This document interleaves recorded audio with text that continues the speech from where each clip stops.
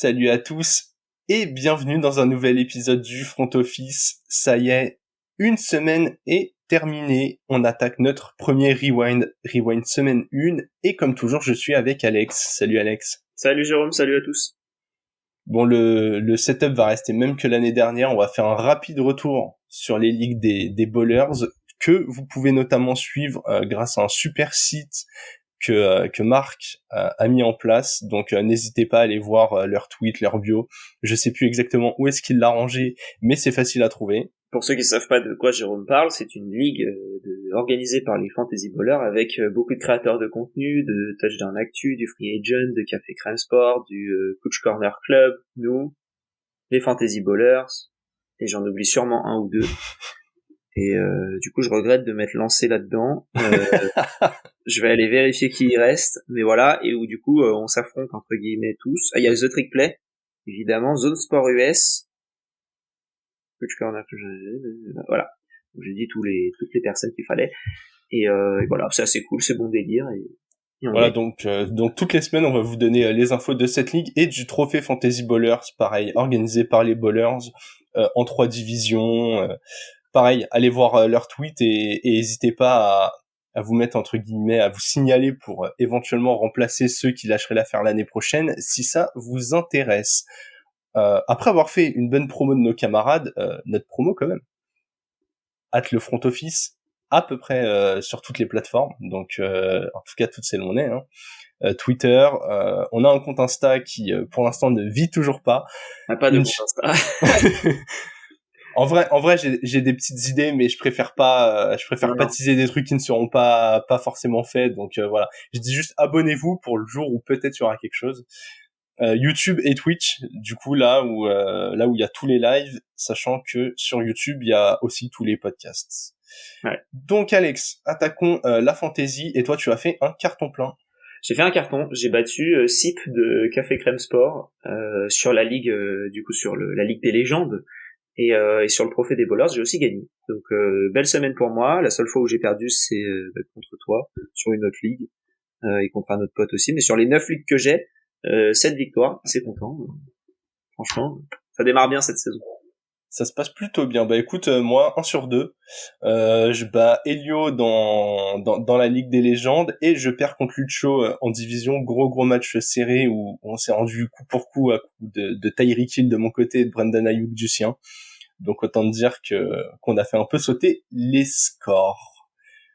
On a fait le petit tour fantasy, mais on est quand même là pour l'actu de la semaine. C'est l'heure du rewind. Rewind of the week. Back. He's gonna fumble the football. Et on attaque ce rewind, Alex, par le match que l'on a préféré cette semaine. Et je vais te laisser la main puisque le tien est tout frais.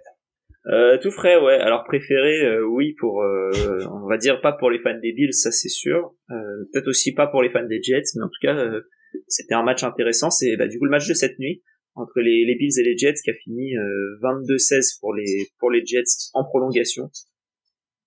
Il y a eu beaucoup de choses. Le fait majeur, c'est la blessure d'Aaron Rodgers qui s'est très probablement fait une rupture du tendon d'Achille. C'est pas le seul. Il y a aussi J.K. Dobbins de ce que j'ai vu du côté des Ravens.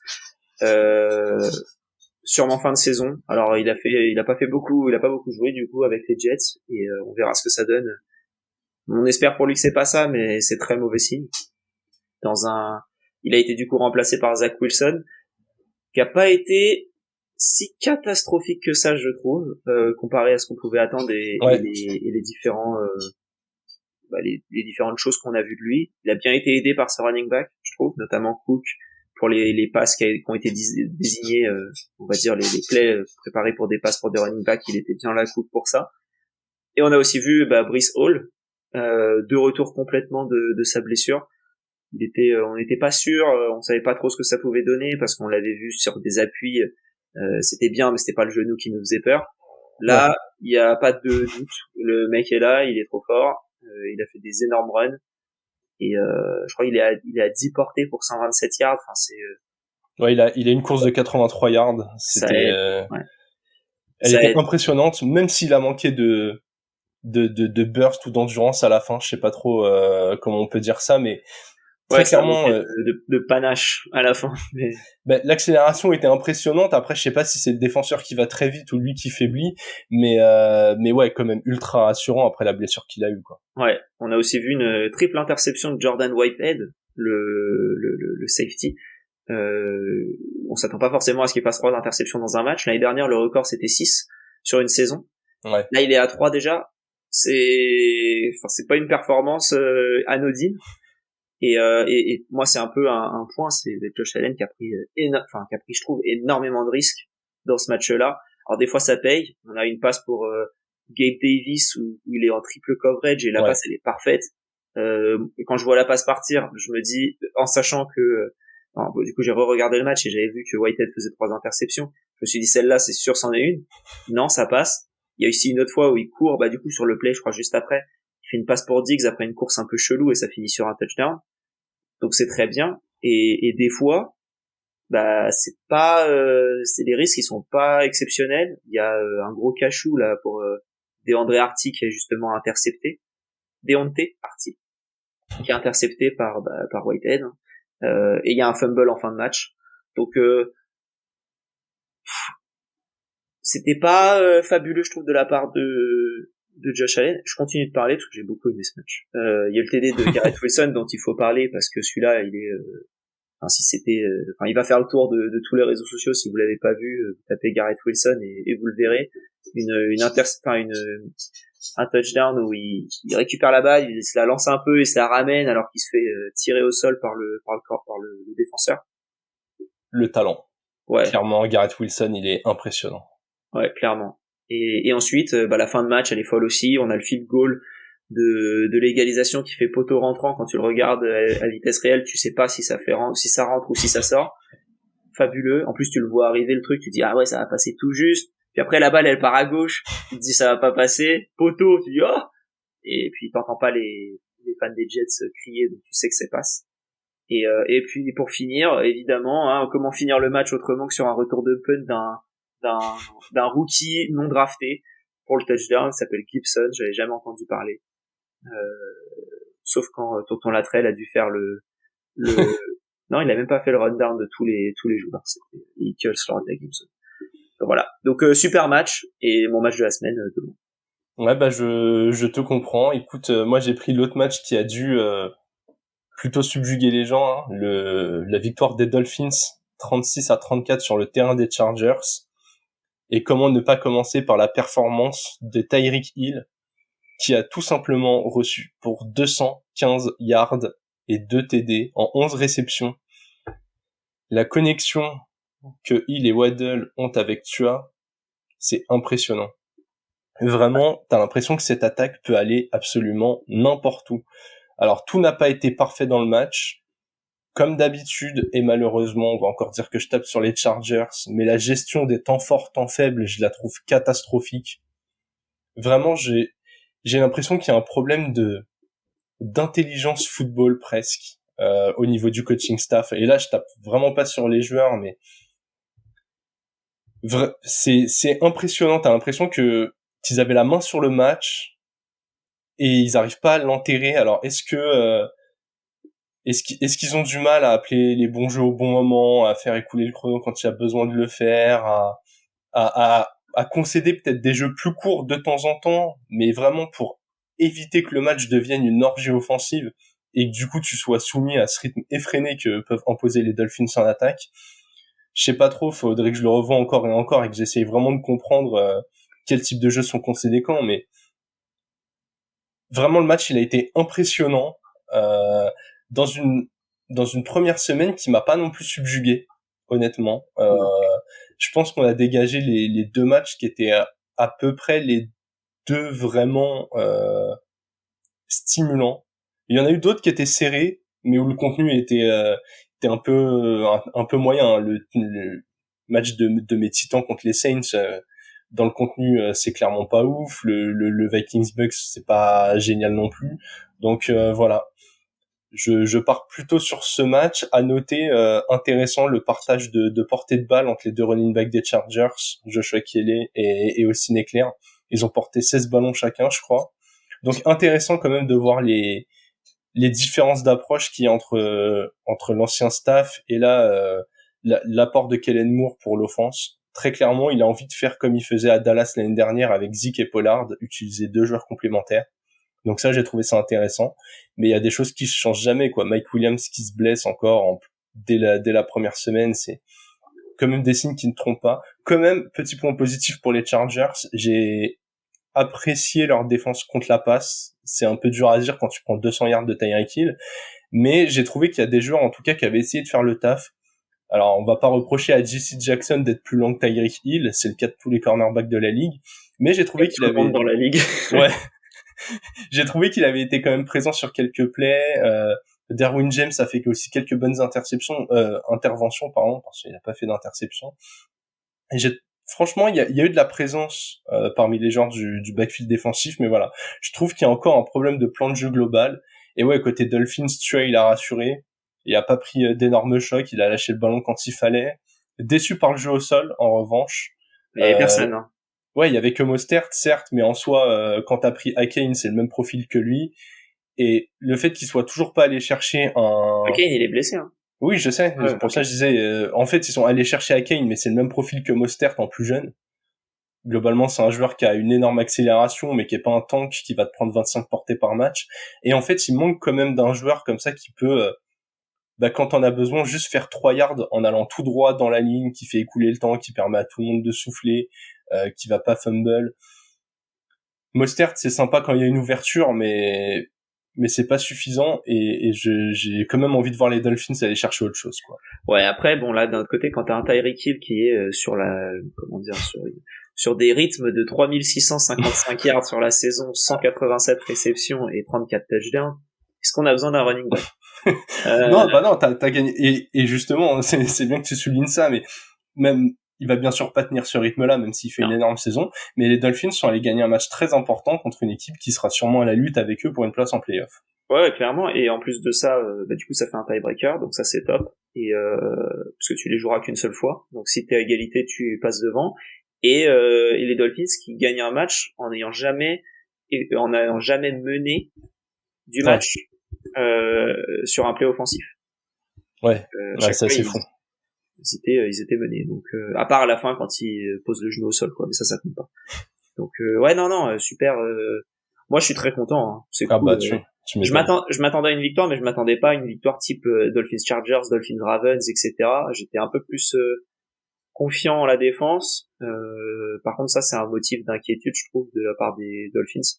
La défense qui était renforcée avec Vic Fangio, avec d'autres arrivées, qui au final.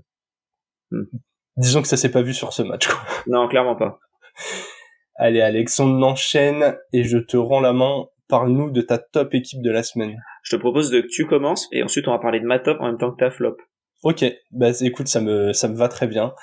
Top équipe pour moi, je l'ai dit, cette série de matchs a été un peu compliquée à déjà avoir des enseignements, mais surtout il y a pas mal d'équipes qui nous ont pas non plus ébloui. J'ai mis les Bucks quand même, qui sont allés battre les Vikings. Encore une fois, on va dire que je tape toujours sur les mêmes équipes, mais prestation assez ridicule des Vikings, faut le dire. Tout ce qu'on avait souligné en avant-saison s'est passé, c'est-à-dire que Mattison au sol tout seul, ça ne suffit pas. Que Justin Jefferson, c'est bien, il fait encore son match, mais que Addison et Hawkinson, ils sont bons, c'est des solutions alternatives, mais globalement, si tu dois t'appuyer uniquement sur ça toute l'année, vraiment la saison va être longue, et la défense, un peu comme les Dolphins, à revoir, mais pour l'instant, quand tu te fais ouvrir par Baker Mayfield, qui trouve à peu près les yeux fermés Mike Evans et Chris Godwin, alors que le jeu au sol a eu du mal à s'établir, ils ont avancé qu'à la passe et ça a suffi. Côté Vikings, Hunter a fait un bon match, mais voilà, les Bucks vraiment bon match, on les condamnait un peu au fond de classement. Baker Mayfield, visiblement sur ce match 1, il a décidé de montrer qu'il était peut-être dans la bonne saison, l'enchaînement bonne saison, mauvaise saison qu'il fait à chaque fois. En tout cas, il a réussi à se connecter avec Mike Evans, avec Chris Godwin, c'est une bonne nouvelle. Et surtout, la défense des Bucks, vraiment impressionnante. Ils ont souffert comme tout le monde contre Justin Jefferson, mais ils ont bien contenu le reste. Donc voilà, hâte de les revoir contre une opposition un peu plus structurée, je vais dire. Ouais, clairement. Défensivement, ils ont été bons. Devin White, il fait un super match. Ouais. Et côté des Bucks, donc non, c'est une équipe qui est défensivement correcte, qui a un bon corps de receveur et à qui il manque un quarterback en vrai. Sinon le reste, ça va.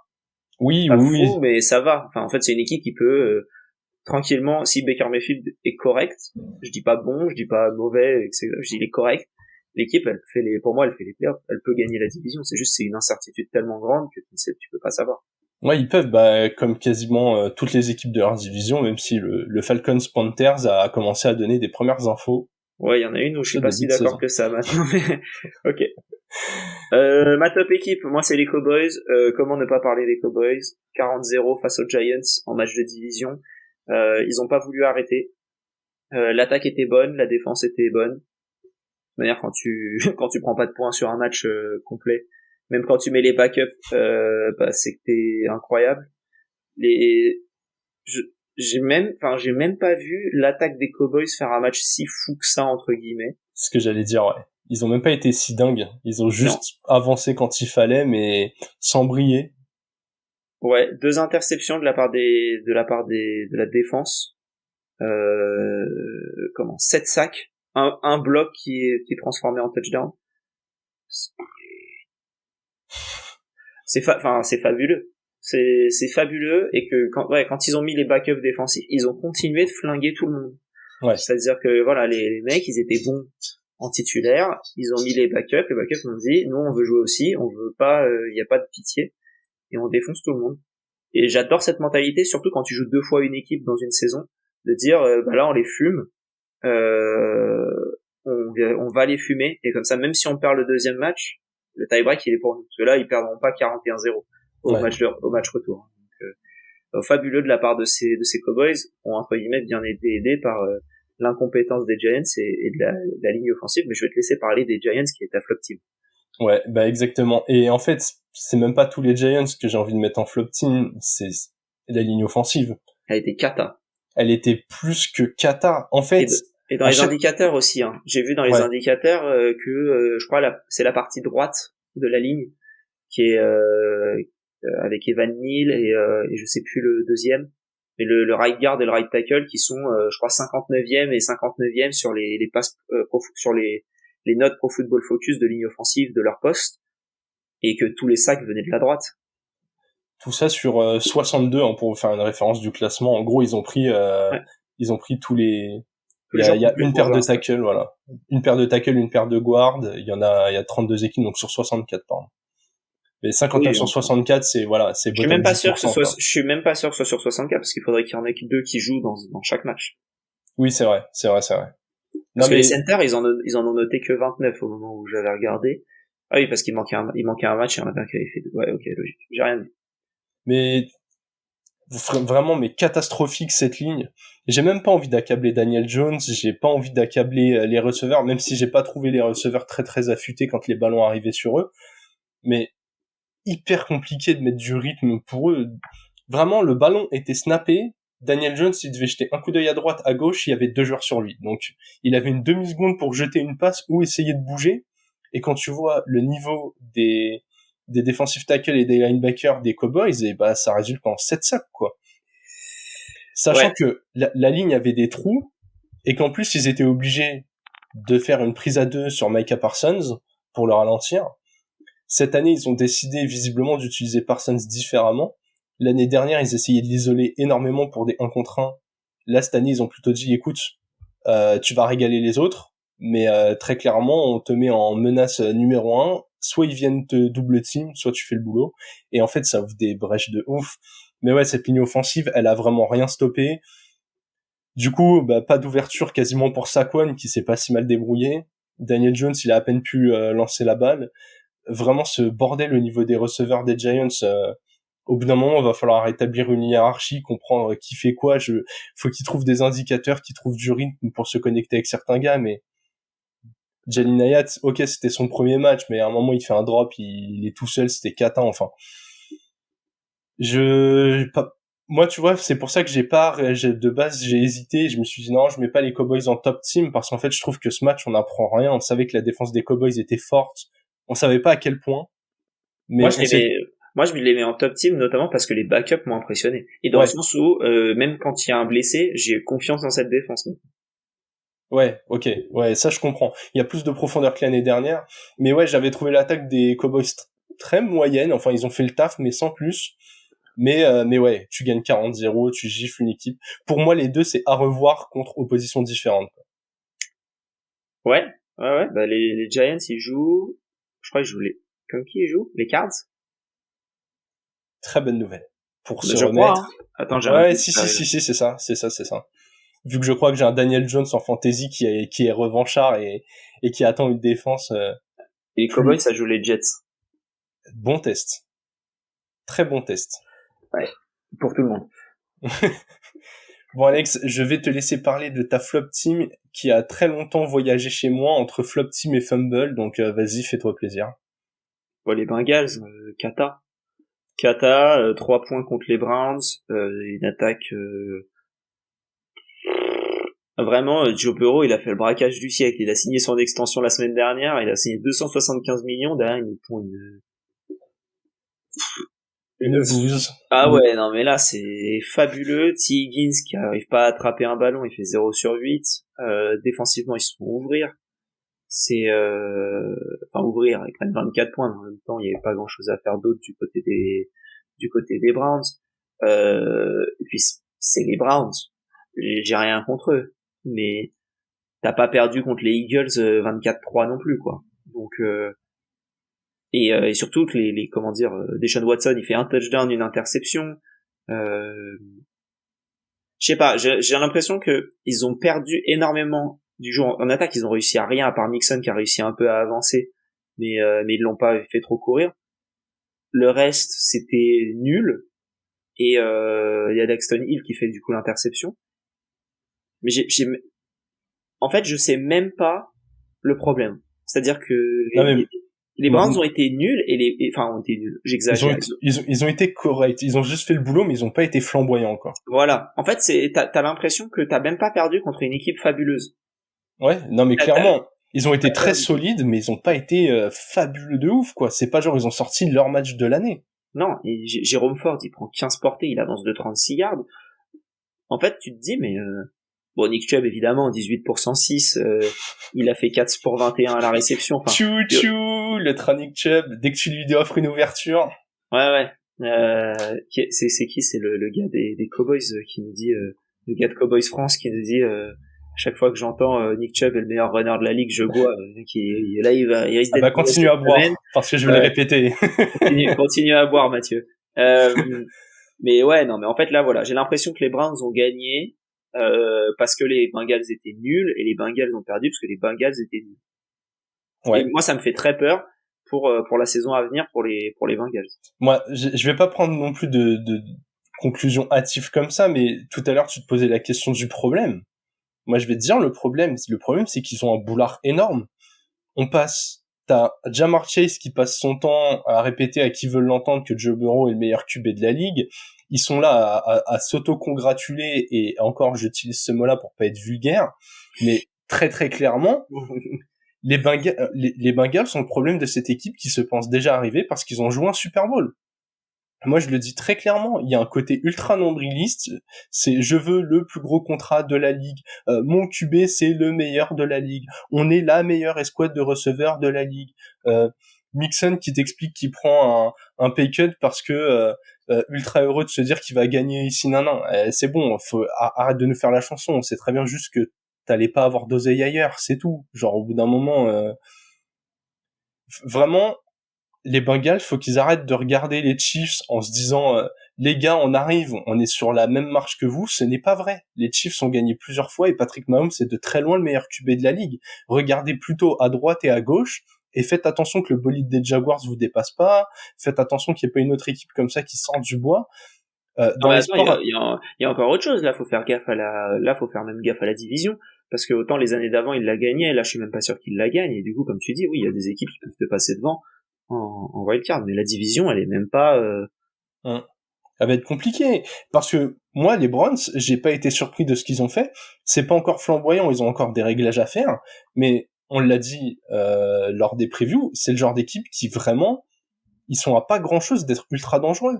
Ils ont une des meilleures lignes offensives de toute la ligue en ayant un des meilleurs coureurs de toute la ligue.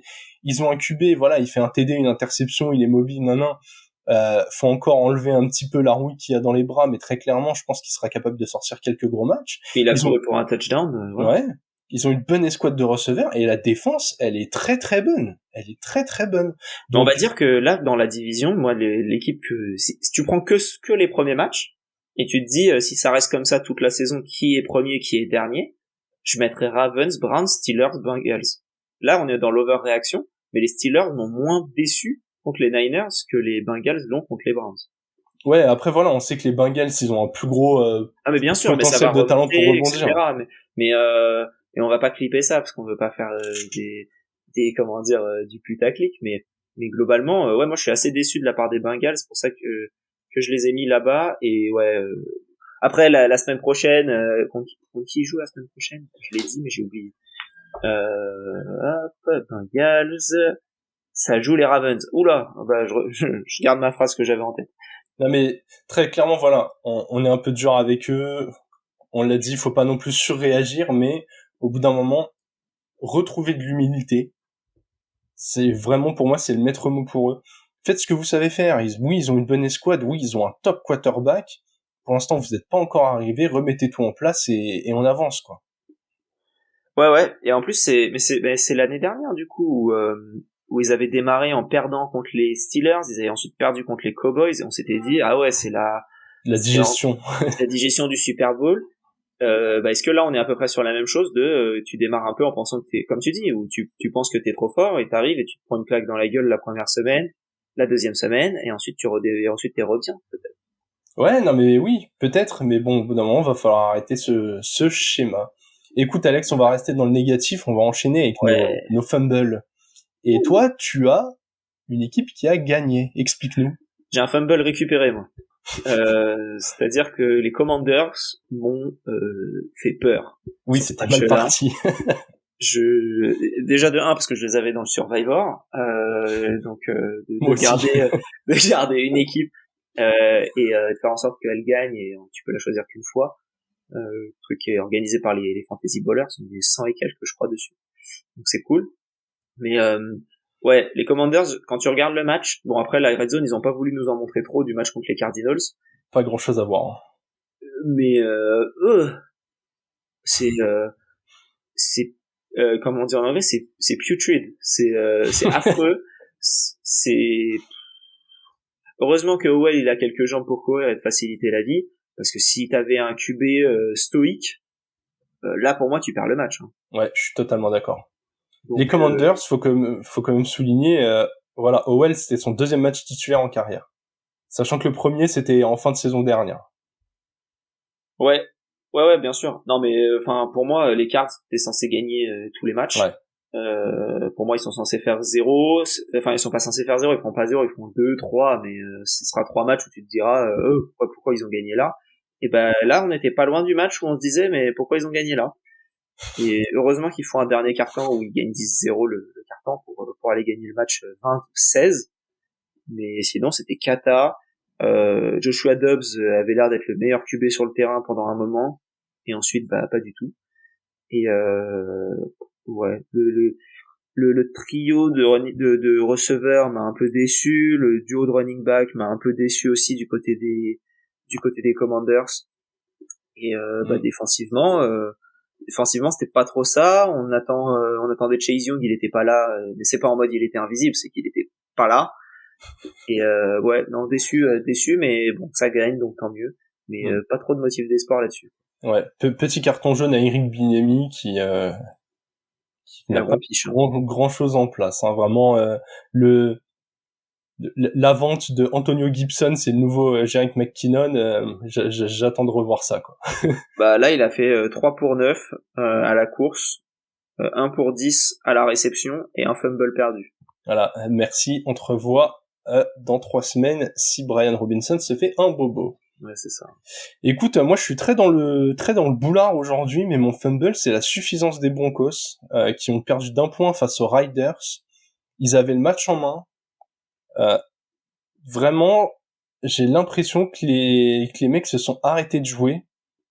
Très très déçu, encore une fois, d'un coach, mais je trouve que Sean Payton, il a pas fait le taf pour garder les mecs bien mobilisés. Alors oui, en face, il y a du talent, mais vraiment, ces Broncos, même dans l'utilisation des joueurs, il y a des moments où ça insistait sur Javonte Williams quand Samaje Perine commençait à être chaud.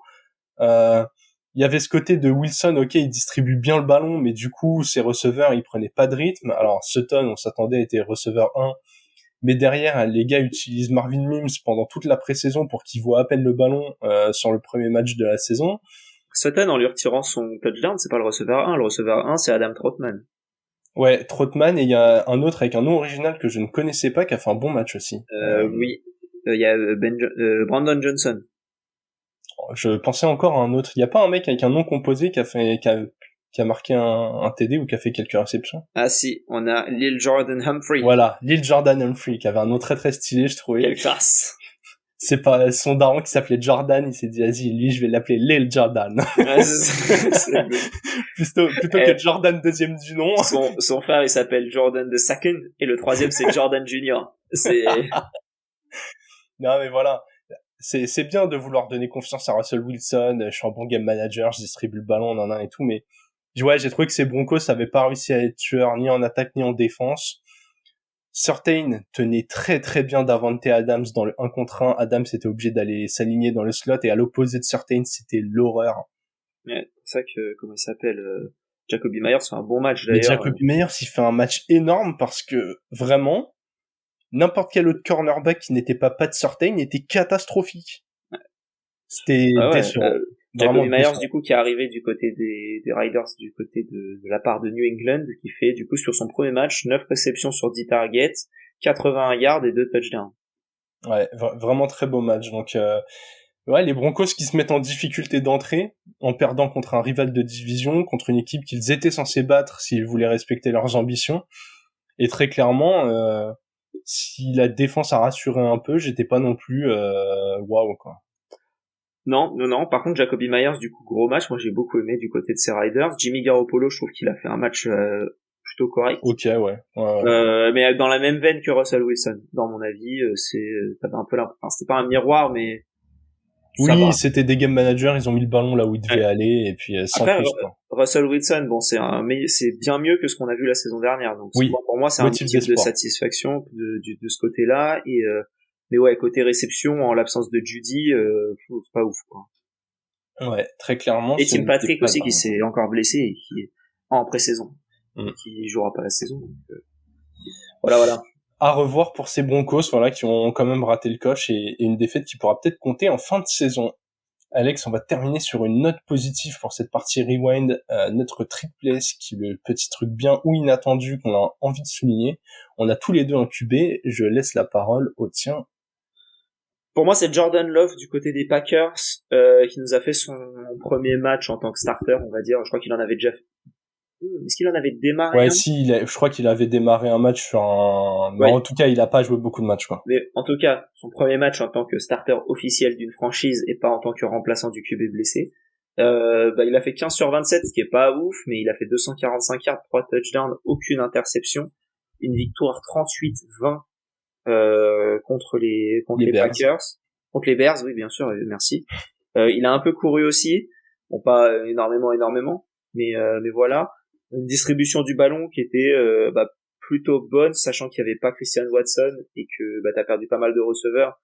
C'est Aaron Jones qui a récupéré beaucoup de ballons, mais après c'est surtout parce qu'il a pris une réception à 51 yards et qu'il a aussi pris un touchdown.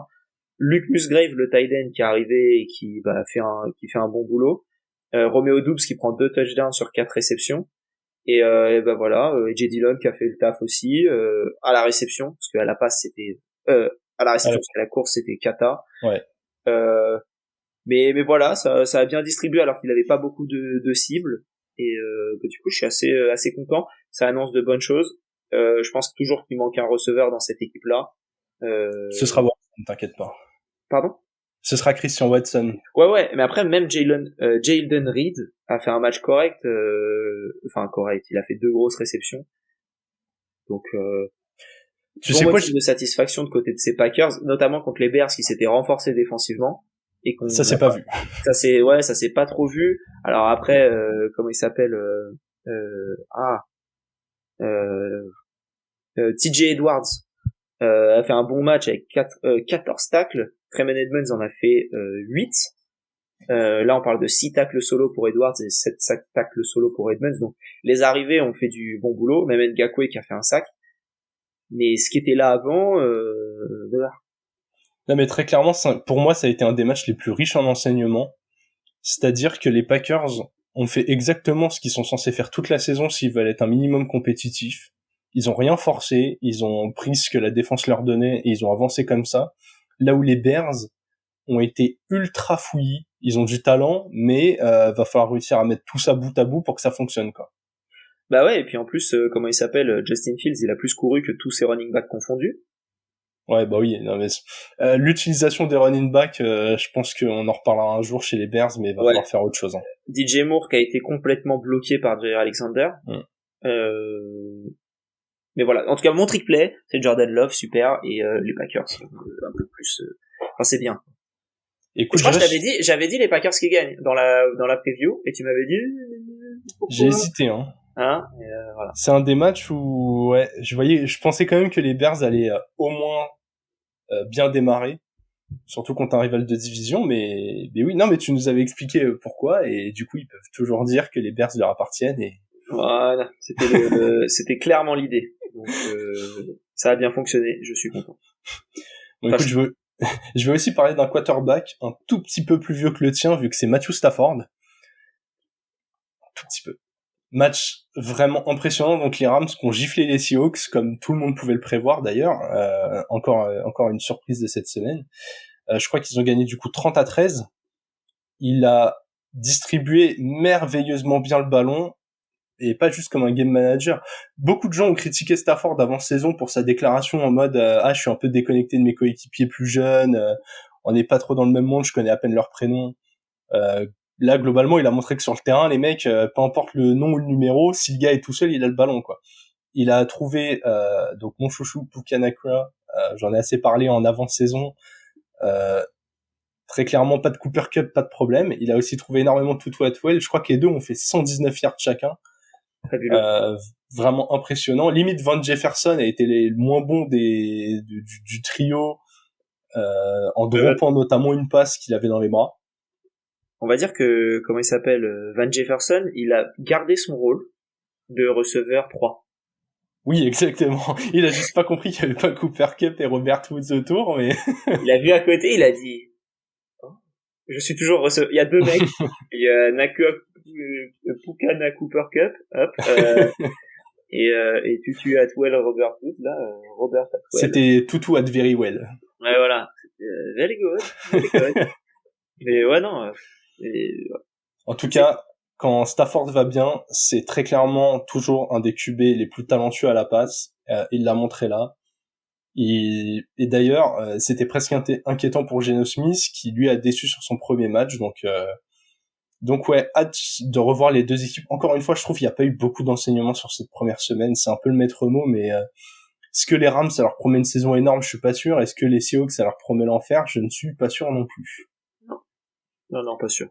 Et du coup, Alex, c'est déjà l'heure de se projeter sur la semaine 2, puisque oui, dans la nuit de jeudi à vendredi, Thursday Night Football, avec un déplacement des Vikings, donc en 0-1, on peut enfin donner des bilans, sur le terrain des Eagles en 1-0. Alex, que vas-tu surveiller sur ce match? Le bilan des Vikings qui va passer en 0-2. Ok, toi tu donnes un prono comme ça, direct, ça me plaît beaucoup. On va dire que les Eagles, je les ai pas trouvés fabuleux, mais contre Mac Jones qui a été bien meilleur, ils ont bien tenu la baraque contre la défense des Patriots qui est toujours rude. Ils ont bien tenu, c'était à Foxborough en plus, donc c'était un match truqué, ils ont gagné 25-20. Les Vikings ont perdu contre les Bucks. En fait, et là on va à Philadelphie.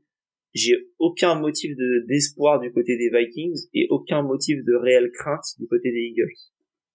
Ok, ouais. Je te rejoins à 100%. J'avoue que j'ai du mal à voir comment les Vikings peuvent aller chercher le match. Pour moi, la clé, ça va passer par plus de variations en attaque, mais est-ce qu'ils sont capables de le faire? Moi, c'est ma grosse question. Si ton jeu toute la saison, c'est d'envoyer 150 yards à Justin Jefferson et espérer que toutes les semaines ça suffise pour gagner, je suis pas sûr que le plan de jeu t'emmène bien loin. Je suis déjà pas sûr qu'il t'emmène en playoff, mais je suis pas sûr qu'après en playoff il te permette de gagner. Donc j'attends de l'implication d'autres running backs au sol. On l'avait dit, ils ont gardé Ty Chandler, visiblement ils ont décidé d'en faire le running back 2, le voir peut-être un peu plus, parce que moi vraiment pas convaincu par Mattison, même si bien sûr c'est aussi beaucoup lié à la ligne. Ty Chandler, je crois que c'était un pivot des Lakers. Mais d'il y a 10 ans, ouais, exactement. Ouais, c'est ça. Ouais, c'est la dernière fois que j'ai regardé de la NBA. Non, mais voilà. Avoir encore plus de targets sur Addison, encore un peu plus sur Hawkinson. Kirk Cousins, vraiment, pour l'instant, il survit parce qu'il a Justin Jefferson, mais faut faire autre chose, des appels différents, plus utiliser, même utilise des running back au sol s'il le faut, fait des jet sweeps, des tracés très courts, des screen pass, apporter de la variété dans cette attaque, sinon la saison va être très très longue. On va s'extasier. Kirk Cousins, 321 yards, là, 2 TD, 3 interceptions, et voilà. Non, mais là, c'est quasi exactement sa ligne de la semaine dernière, enfin de cette semaine. C'est 33 pour 44, 344 yards, 2 touchdowns, 1 interception, 2 sacs. Voilà. Et je crois que ça a résulté avec des fumbles en plus. Les fumbles. Je crois qu'il a deux fumbles perdus, ouais. Mais la défense l'aide pas pour moi, donc. Alors oui, il y a toujours ce problème de la défense, mais au bout d'un moment, t'as des matchs qui parfois sont des orgies offensives où tu joues des équipes très très moyennes. Je suis désolé quand t'es pas capable d'aller chercher les Bucks. Et c'est pas une insulte envers les Bucks, hein. Je pense que personne attendait les Bucks en victoire cette saison avec Baker Mayfield. Ouais. Au bout d'un moment, là, tu vas jouer chez les Eagles. Oui, mais pareil, mon prono, je mets les Eagles. Et en plus, je pense que les Eagles qui ont eu un match difficile, comme tu l'as dit, à Foxborough, je pense que là, les Eagles vont les gifler. Les Eagles, en plus, qui ont fait une chose très bizarre pour les Eagles, ils ont perdu le deuxième carton 14-0 contre les Pats, alors que d'habitude, ils gagnent 28-0 le deuxième carton, quasi tous les matchs. Heureusement qu'ils avaient gagné le premier 16-0 pour pas trop douter. Mais ouais. Après, j'ai l'impression que les Eagles, en plus, ont trouvé leur running back 1 en Kenneth Gainwell. Enfin, il a le volume qu'il faut. Donc ouais, moi j'ai beaucoup de motifs de satisfaction. Et Jay Brown, Devonta Smith, ça distribue toujours bien le ballon comme il faut. Je pense qu'à un moment on verra un peu plus de DeAndre Swift à la passe et pas à la course, parce qu'il est pas bon à la course et qu'il est meilleur à la passe. Voilà, et puis ouais, le reste c'est pas mal. Voilà, donc Eagles pour tous les deux, et bon courage à Minnesota. J'espère qu'ils réussiront à proposer autre chose, quoi. Avec une interception de Darius Slay pour un touchdown, voilà. Ouais, Darius Slay, James Bradbury, belle opposition d'ailleurs à Justin Jefferson, ça va être intéressant à suivre. Et j'attends un meilleur match de Hassan Reddick notamment. Ouais. On verra. Voilà, Alex, on a fait le tour de cette semaine. On s'est déjà projeté sur la suivante. Comme d'hab, vous aurez du coup preview semaine 2. Voilà, ça y est, on a repris le rythme de croisière. Eh bien, je crois qu'on va se laisser là. Donc, je rappelle les réseaux sociaux @lefrontoffice, Twitter, YouTube, Twitch, Instagram si le cœur vous en dit. Je vais vous souhaiter une très bonne fin de semaine. Et vive le football.